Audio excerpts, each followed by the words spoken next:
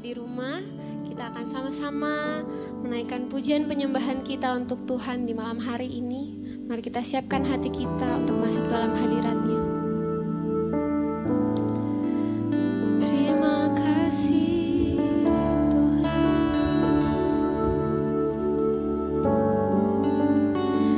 Kau penghibur kami, Kau penolong kami.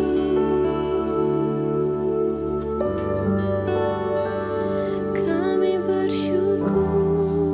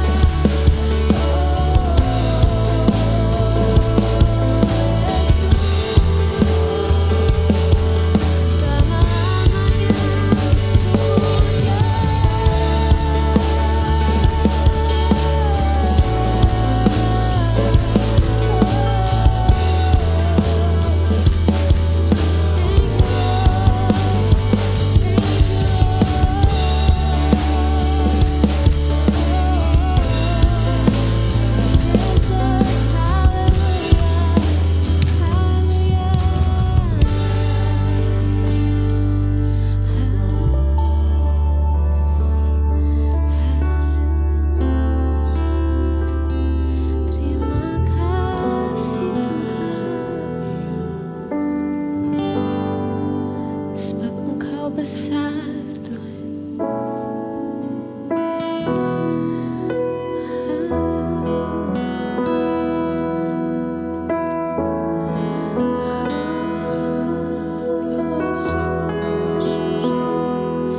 Tiada kuasa yang seperti-Mu.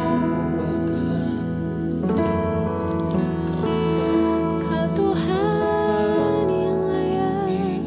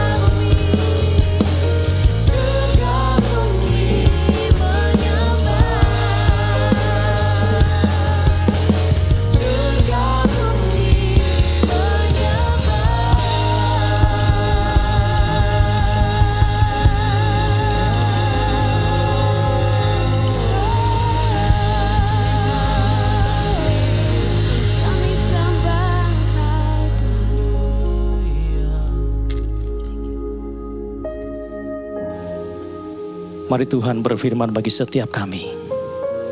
Berkati kami dengan kebenaran-Mu Tuhan.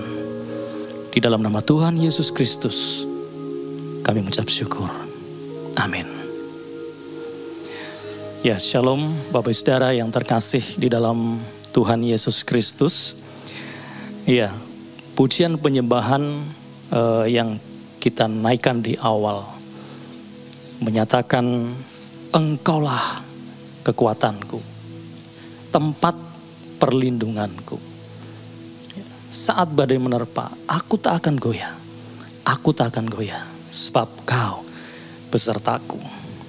Ya, pujian ini, pengakuan ini bukanlah ditujukan kepada orang-orang yang bagi kita, mereka kita anggap sebagai sumber kekuatan atau tempat perlindungan kita.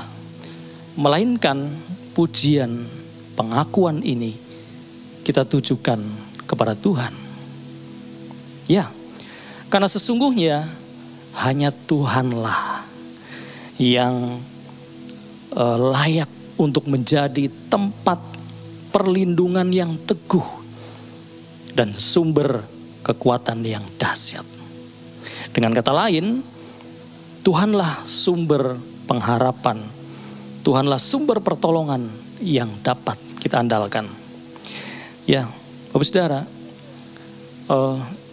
di manakah tempat yang paling aman di bumi ini?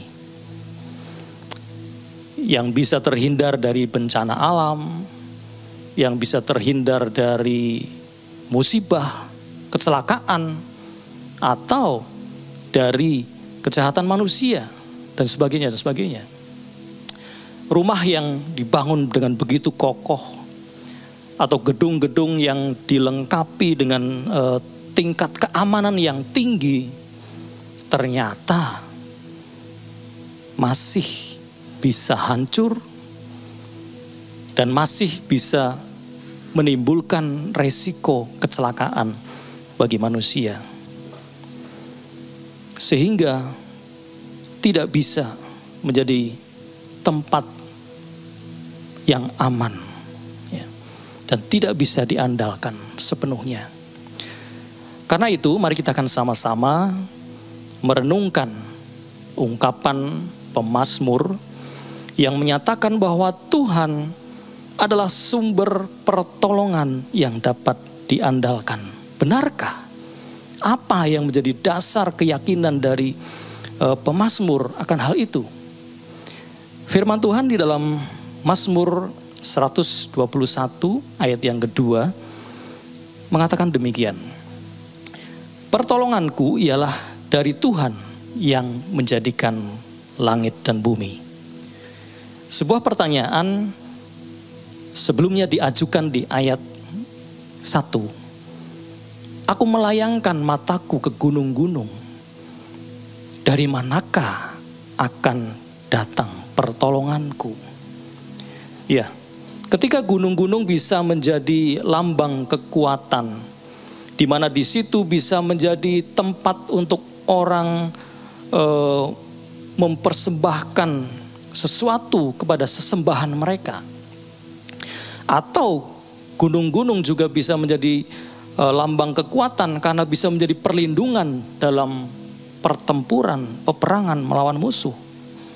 Namun dalam keterbatasannya, semuanya itu, ya, pemazmur menyatakan, dari manakah akan datang pertolonganku?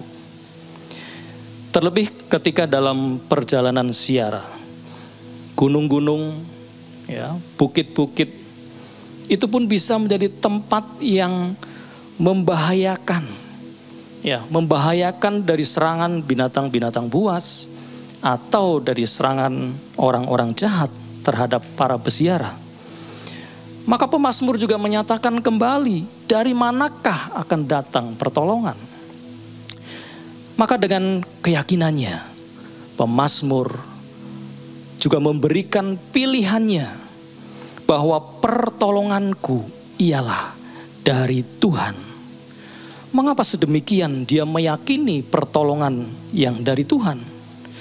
Sesungguhnya alasannya sudah begitu jelas.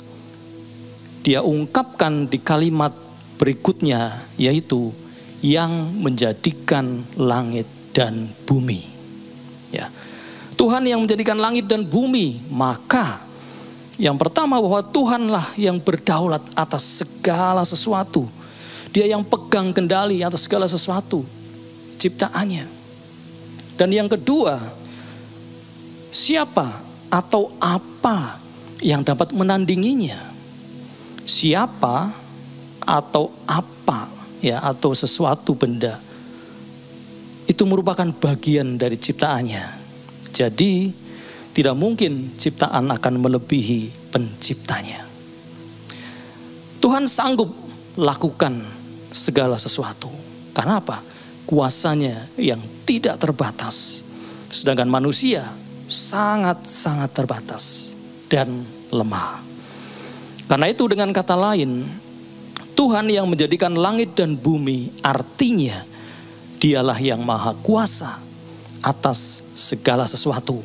Ya, karena Tuhanlah yang berkuasa atas segala sesuatu, maka sungguh tepat ketika pemazmur mengajak kita sebagai umat Tuhan agar menjadikan Tuhan sebagai sumber pertolongan yang dapat diandalkan. Nah, Tuhan sebagai sumber pertolongan yang dapat diandalkan dinyatakan dalam janji penyertaannya sebagai berikut. Yang pertama, pemeliharaannya yang ajaib. Di dalam ayat yang ketiga disebutkan, Ia takkan membiarkan kakimu goyah. Ya, perjalanan kehidupan manusia yang dirasakan berat, ya, penuh dengan tantangan, penuh dengan rintangan. Sesungguhnya hal itu tidak akan membuat kita patah semangat, tidak akan membuat kita goyah. Karena sesungguhnya ada pemeliharaan Tuhan yang sempurna, yang ajaib atas setiap umat yang mengandalkan Dia. Kita mengingat bahwa perjalanan bangsa Israel di padang gurun itu dipelihara Tuhan sedemikian rupa, sehingga kalau kita bicara soal kasut yang mereka pakai, makanan, minuman yang mereka butuhkan, Tuhan tolong mereka sedemikian rupa. Sehingga Ulangan 29 ayat yang kelima dituliskan demikian, 40 tahun lamanya aku di sini Tuhan, 40 tahun lamanya aku memimpin kamu berjalan melalui padang gurun. Pakaianmu tidak menjadi rusak di tubuhmu dan kasutmu tidak menjadi rusak di kakimu.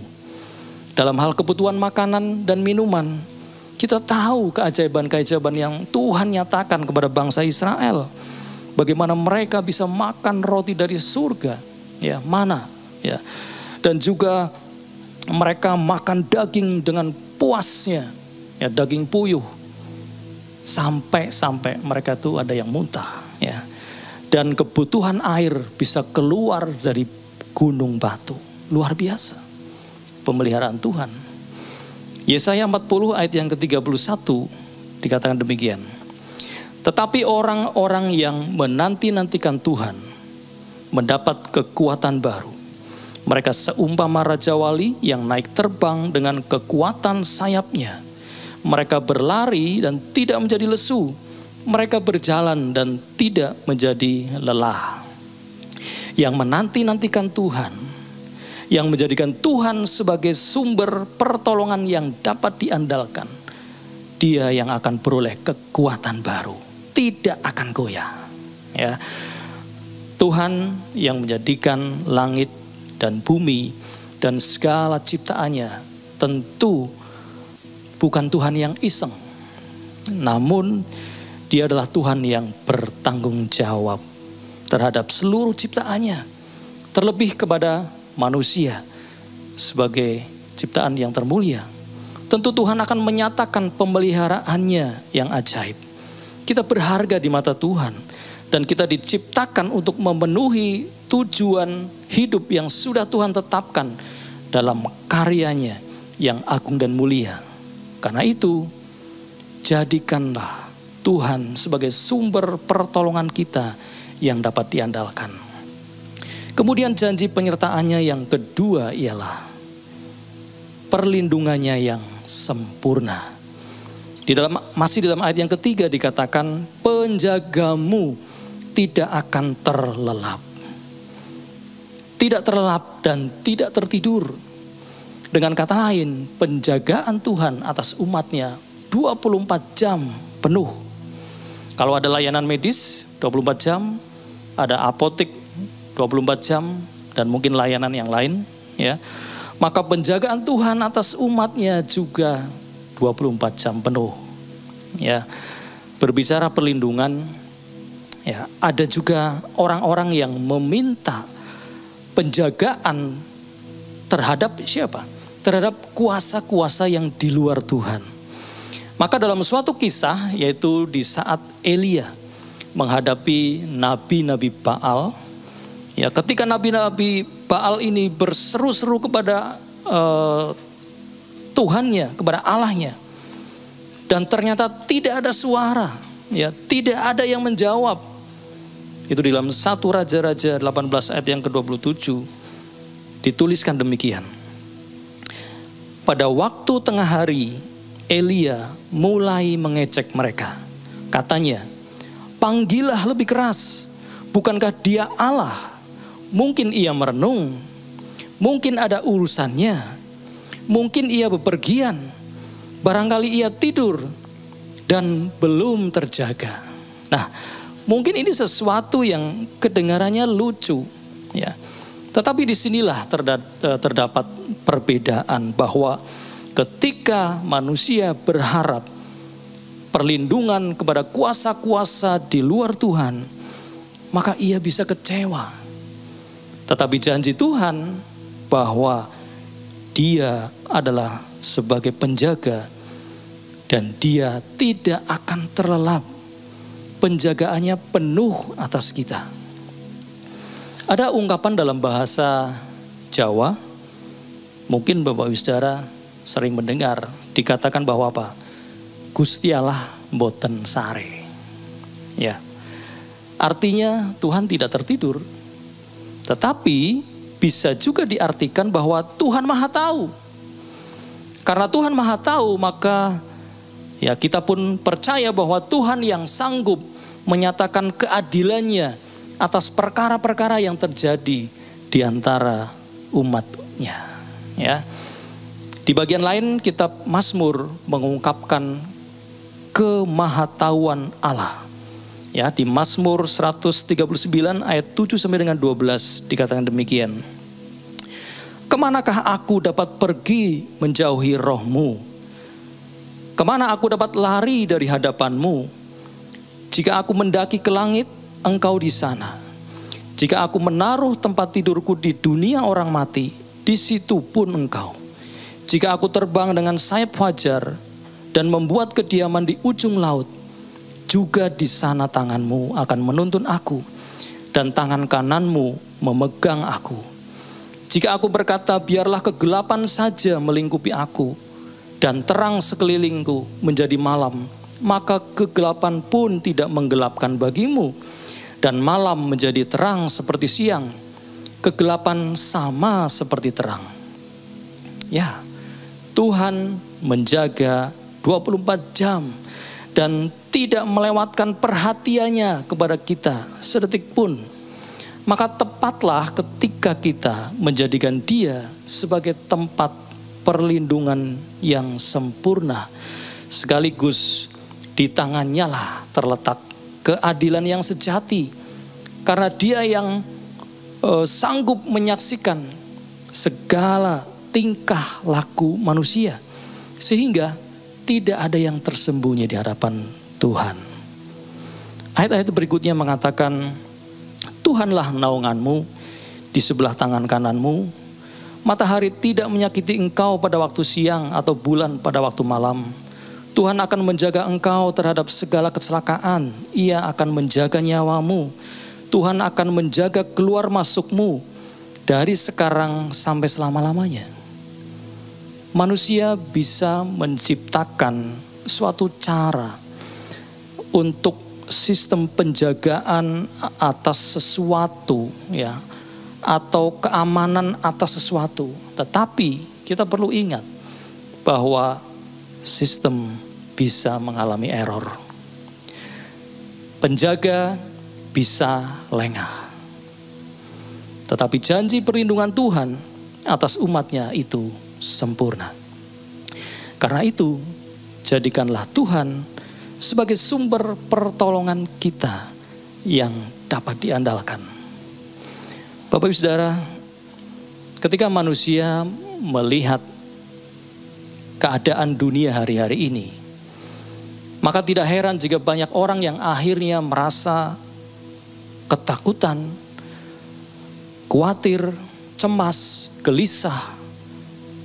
Karena apa? Karena seakan-akan tidak ada tempat perlindungan yang aman bagi mereka. Demikian juga keadaan manusia di akhir zaman. Dikatakan di dalam 2 Timotius 3 ayat 1 sampai dengan 4 demikian. Ketahuilah bahwa pada hari-hari terakhir akan datang masa yang sukar. Manusia akan mencintai dirinya sendiri dan menjadi hamba uang.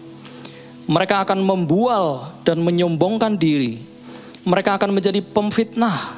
Mereka akan berontak terhadap orang tua dan tidak tahu berterima kasih. Tidak mempedulikan agama, tidak tahu mengasihi, tidak mau berdamai, suka menjelekkan orang, tidak dapat mengekang diri, garang, tidak suka yang baik, suka mengkhianat, tidak berpikir panjang, berlagak tahu, lebih menuruti hawa nafsu daripada menuruti Allah. Mungkin seperti pemazmur, kita juga bertanya-tanya, aku melayangkan mataku ke gunung-gunung. Dari manakah akan datang pertolonganku? Dan biarlah kita mempunyai jawaban yang sama, yaitu pertolonganku ialah dari Tuhan yang menjadikan langit dan bumi. Mari terus bangun keintiman dengan Tuhan. Naikkan sembah syukur kita kepada Tuhan. Senantiasa menanti-nantikan Tuhan dan mengandalkan Tuhan dalam segala perkara. Dan alami pemeliharaannya yang ajaib dan perlindungannya yang sempurna atas setiap kehidupan kita. Amin. Tuhan Yesus memberkati.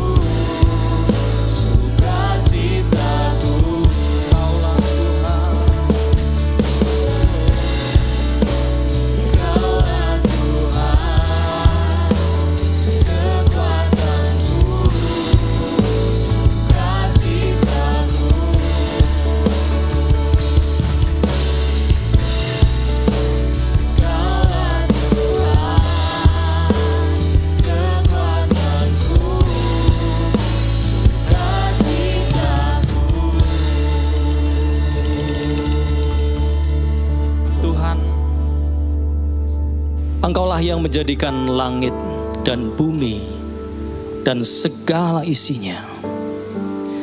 Dan Engkaulah sumber pertolongan kami yang dapat diandalkan. Biarlah setiap hati umat-Mu semakin tertuju kepadamu Tuhan, dan mengandalkan Engkau senantiasa,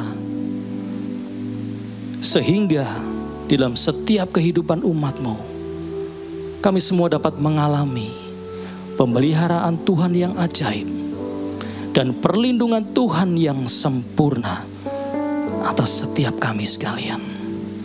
Terima kasih Tuhan untuk kesempatan malam hari ini. Terimalah setiap pujian penyembahan yang kami naikkan, kiranya menjadi persembahan yang harum bagi Tuhan. Dan setiap kebenaran firman-Mu biarlah menjadi berkat bagi setiap kami. Di dalam nama Tuhan kami Yesus Kristus, kami menaikkan segala syukur kami. Haleluya. Amin.